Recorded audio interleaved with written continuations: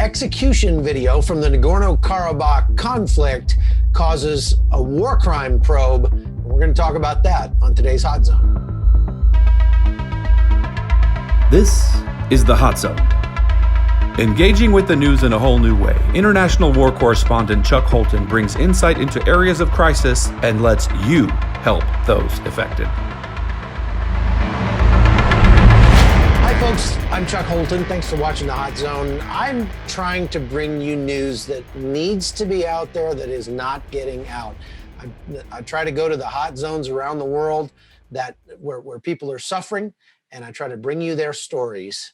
And this is expensive to do. So if you'd like to help out, the best thing you can do is share this content with your friends. Share it on social media. And if you'd like, go to patreon.com/hotzone and subscribe. You can do that for like $3 a month or whatever level you choose. You get free copies of my books. You get content that I don't put out into the public sphere, because there's sometimes I get access to content that I'm not allowed to broadcast publicly, but I'll put that out privately to my group of friends on our private Facebook page or on Patreon. And so you get access to stuff that not everybody has access to. Now let's talk about the Nagorno-Karabakh. I keep doing episodes about the Armenian conflict because the Armenian people are under attack. This is an existential threat. It's a threat of genocide of the first Christian nation on the planet. So it's something, after going there last week, that I feel very strongly about. I've got a lot of good content from there that I have not been able to put into full-on news features that go on CBN or elsewhere. But I want you to have this information. So in the Nagorno-Karabakh a couple of weeks ago, there was an execution video that was put out on Telegram. And Telegram is a kind of a secure social media platform and messaging platform that a lot of terrorists use, a lot of people use, because it is very secure. And this video was put out, and what it showed was two Armenian soldiers being executed. One was 73 years old and one was 25 years old. That video has been confirmed and corroborated by independent media like the BBC. And so even though Azerbaijan says it's fake, I believe it's real. And I went to talk to the International Human Rights Defender of Armenia about this topic, about these war crimes that are happening. And I want you to hear the majority of our interview. It was a long and wide-ranging interview, but I'm going to play for you the majority of it now, because it's powerful and it's stuff that you need to know when it comes to praying for our brothers and sisters in Christ over in Armenia, and just praying for peace around the world. So again, please like and share this content. I'm working hard to get it out there. We're going to try to maybe go back to Armenia and do a little bit deeper documentary about this, if I can raise the funds to do it. So I'll be telling you more about that shortly. I'm Chuck Holton. Check out this interview, and thank you for watching. I'm the Human Rights Defender of Armenia. This is a national human rights institution. This is the Human Rights Ombudsman's institution in Armenia with an international accredited A status. This is the highest status of independence and independence.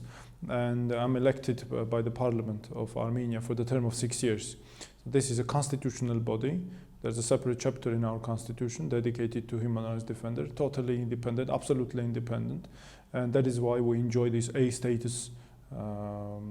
That is, we've got the accreditation from an international independent committee. Okay. And we have, I have the wide mandate of vested with wide mandate of human rights protection, covering basically all areas. Okay. This is existential. This is a conflict, related to Nagorno-Karabakh, or Artsakh is the real Armenian name or the title. And this is this has become an existential issue.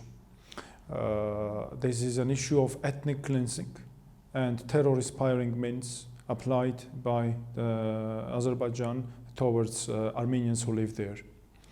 And this conclusion or this conviction has several very firm grounds or the factors that prove this. First, all military attacks that started from September 27 are targeted and directed towards civilian population, peaceful population, and civilian communities of Artsakh.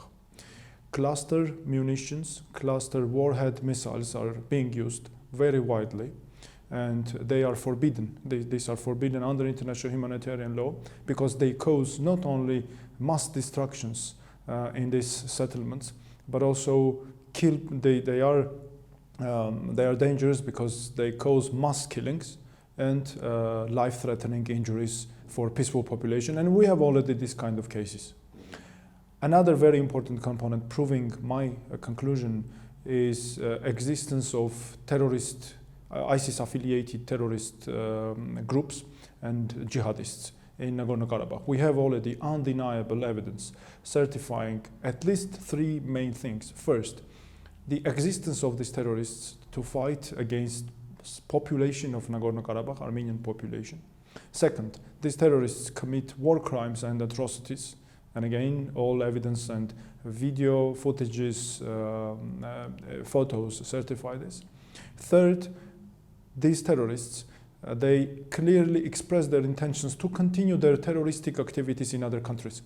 We have several videos in which terrorists, while collecting ammunition from soldiers, from Armenian soldiers, already bodies, they are very excited in these videos, and they keep saying that how good is that we have this ammunition. Now we can use them in other countries in our terroristic activities. And they said even that how bad the situation was in Syria because they did not have this kind of and the amount of ammunition. This is very important, especially for international community to see what is to see the real picture. Another very important component is that all of these military attacks are accompanied with massive hate speech. Hate speech coming through Turkish and Azerbaijani sources, calls for violence, scenes of violence. For the beginning, they were using, our monitoring shows that they were using violent scenes from other even military conflicts, from Syria, etc. But now already, since they have already pretty enough atrocities, scenes of violence, they do disseminate these materials, and by even targeting children and elderly and all users of social networks. And by the way, there is another very specific thing. They started already get illegal access to accounts of Armenian prisoners of war, that they from their accounts they spread violence. So, in other words, saying they get the passwords and the usernames illegally through torture or by other means of Armenian prisoners of war. They enter, into their accounts, and they spread calls for violence, hatred, materials that spread hatred inside about Armenians and Armenians of Armenia, let's say, or Nagorno-Karabakh. And another very important thing, again, very recently appeared. We had a case. This was the first case that we discovered, but then we discovered that it is of continuous nature. In one of the cases, they beheaded a soldier of the defense army, an Armenian, and they called the mother first, and then the brother of the soldiers, and told them that we have just beheaded your relative, your son and your brother. And they said to the brother especially, they said, now we just advise you to wait for the head or for your beheaded brother to be appeared on the internet. And several hours later, the brother discovered his brother, let's say the soldier's beheaded body, on the web page of this killed soldier's Instagram. So they apparently they got the access to his Facebook, Instagram account, and posted the photo, the image with the beheaded body on the Facebook on this page. The important thing is that there are many factors that give us grounds to believe that he was beheaded while he was alive. Why we think so? Because usually Armenian conscripts, they do not have smartphones with them. They may have regular phones, it is allowed, but no smartphones. That is why we think that it would be not possible for the Armenian soldier to have, let's say, an application of Instagram, upload it in his phone. Definitely, this was something from some other phone. And even we have screenshots. Our monitoring revealed screenshots and our investigation that how the places, the geographical places of accessing the Armenian accounts changes. So for example, they have, at some point they have the Armenian domain, IP domain, then all of a sudden it turns to be an Azerbaijani domain. So it proves that they are using, already they start using from Azerbaijani domain internet protocol. And so this most recent ceasefire apparently has already been broken. Yeah. Can you explain that to us? Well, this has been already the third time that the ceasefire is broken.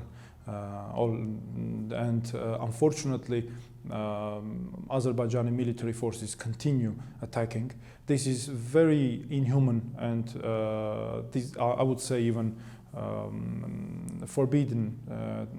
Even sometimes, one cannot find even words to describe, but this is apparently an inhuman treatment forbidden under international law, because it has been already for so many days that, there is no humanitarian ceasefire, there is no exchange of prisoners of war or other people, captives appeared somehow in Azerbaijan, or let's say they could be also in Armenia, and the inhuman treatment of not only prisoners of war, but also bodies and the family members of these soldiers who were killed. And by the way, for me as the human rights defender, it is very important to respect these very elementary rules of international humanitarian law. The important thing is that I myself conducted urgent consultations with the government, and the Nagorno-Karabakh ombudsman did the same with Nagorno-Karabakh authorities, and we got the assurances again that both sides are ready to immediately stop the hostilities and to create conditions for humanitarian mission for ICRC, for example, because when I talk to my colleagues from ICRC, they do express their concerns that they have no conditions for humanitarian mission. And this is the problem, and that is why again I call on the international community to put all the pressure, everything, especially human rights organizations, so to have eventually this humanitarian ceasefire established, so that humanitarian missions can really implement their humanitarian mission. The Hot Zone is produced by Amy Holton and Livefire Media. Copyright 2019.